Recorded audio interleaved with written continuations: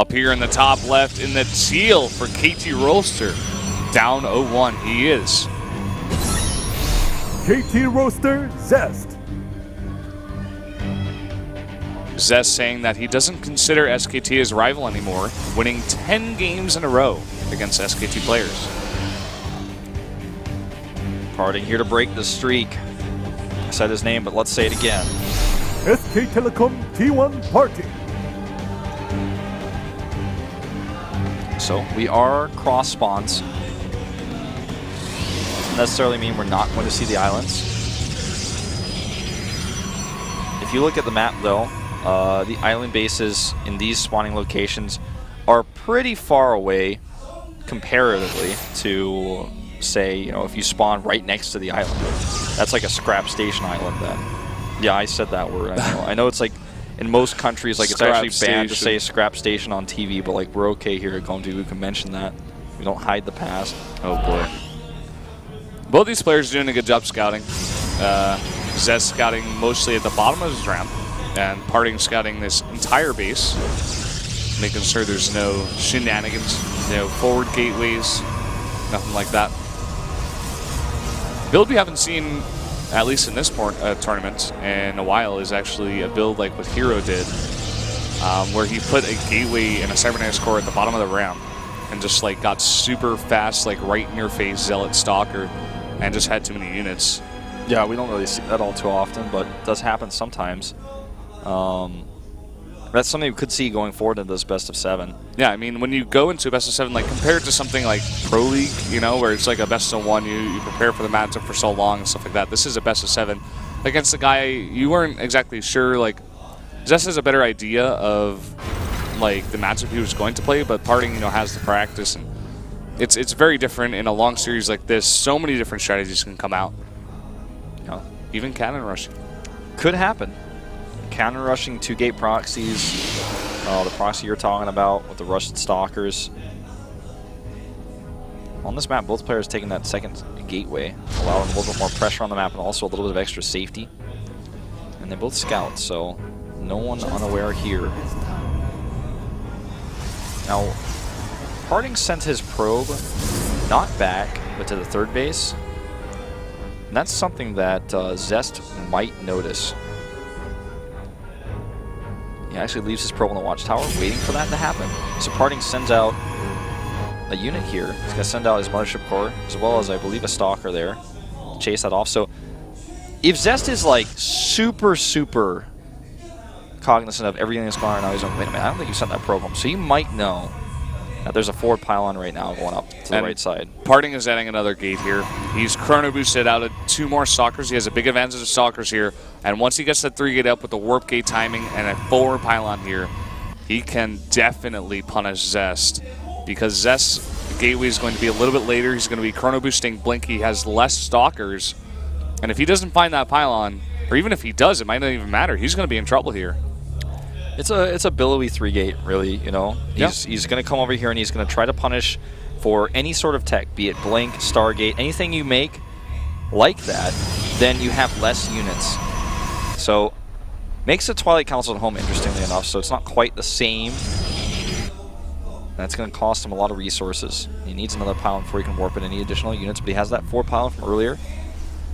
And with that Mothership Core and a great time warp on these Stalkers, might be able to come up here and chase.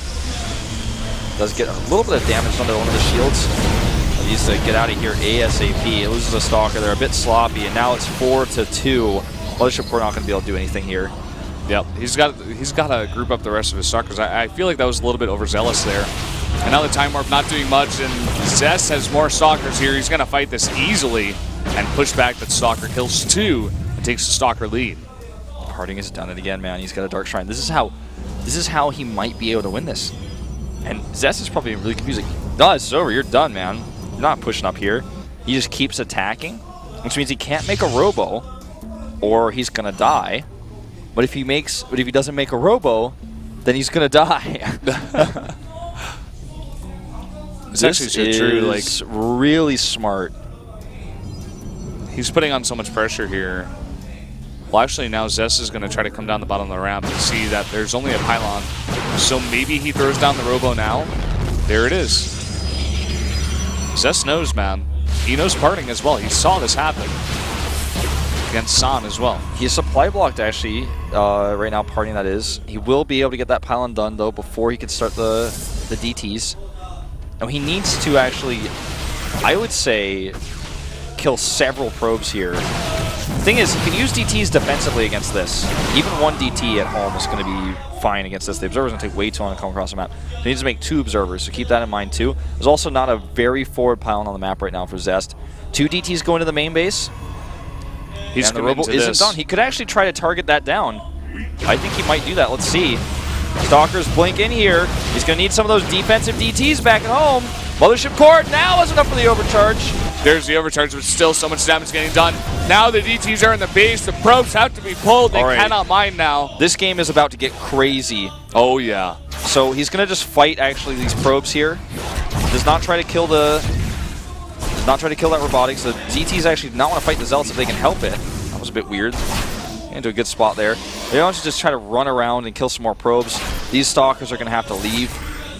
And it's still a massive lead in Stalkers right now for Zest, and he has Blink.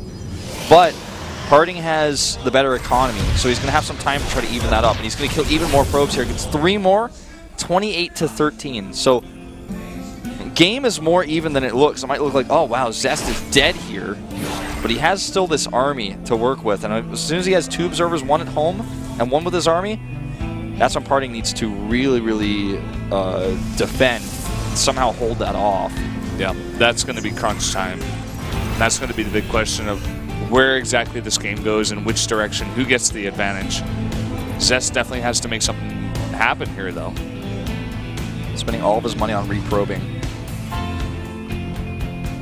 Parting sees the Stalkers coming in with his ground observer that does damage.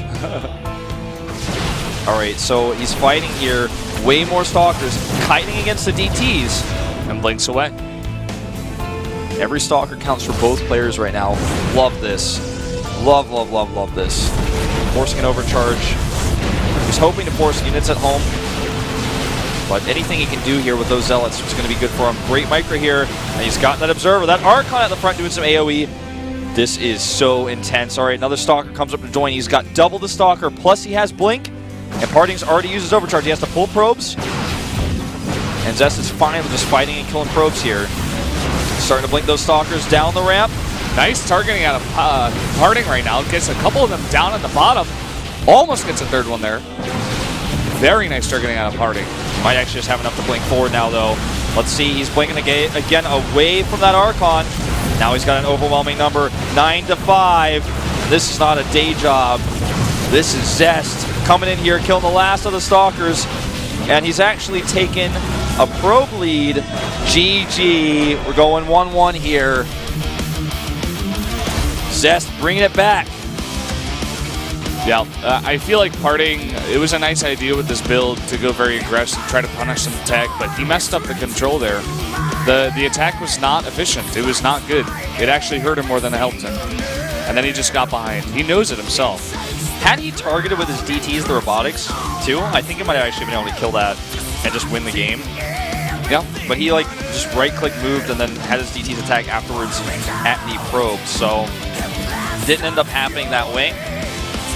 But today and yesterday, we've just been seeing these really close series back and forth. It's been really good. And this is, again, a special type of finals. It's a finals that's kind of like a weekend tournament finals like you have at DreamHack or MLG or something like that, because it's just a finals where you win the semis and then just a few minutes later, boom, you're in the finals. You just get all the way like right to the finals there. It's really quick. So it's a bit different than a normal GSL finals where you have about a week to prepare for your opponent in every single map. Yeah. Before we go into Game 3, though, we're going to take a quick commercial break. Only 5 minutes this time, so you guys will probably be okay. You're not going to, get your withdrawal symptoms. But stay with us. We'll be right back.